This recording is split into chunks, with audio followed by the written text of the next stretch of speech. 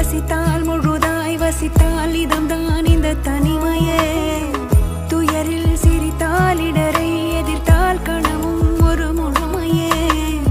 சோகத்தால் எதுதான் மாறிடும், கண்ணீர் விட்டால் செடியா பூத்திடும், என்னாகும் வாவா